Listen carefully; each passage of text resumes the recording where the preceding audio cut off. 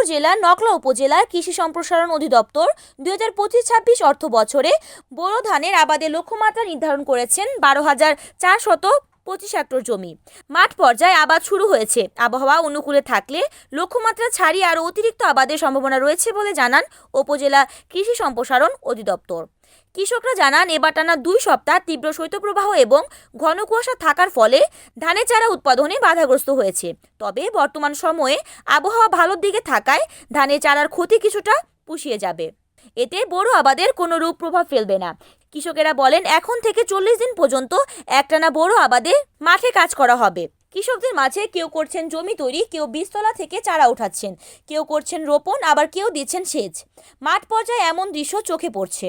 উপজেলা কৃষি অফিসার কৃষিবিদ মোহাম্মদ আব্দুল ওয়াহেদ খান বলেন, 12,425 হেক্টর জমি নকলা উপজেলার বোরো চাষের লক্ষ্যমাত্রা নির্ধারণ করা হয়েছে। সুবিধাজনক পরিবেশ থাকলে এই লক্ষ্যমাত্রা ছাড়িয়ে অতিরিক্ত বোরো আবাদ অর্জিত হবে। শীতের কুয়াশা অনেক ক্ষতিগ্রস্ত, কিন্তু গৃহস্থরা এবার জ্বালার জন্য কি কৃষি লাগাইতে পারবো কিনা খুব সন্দেহ আছে। চলতি রবি মৌসুমে নকলা উপজেলায় বোরো আবাদের লক্ষ্যমাত্রা নির্ধারণ করা হয়েছে 12,425 হেক্টর জমিতে।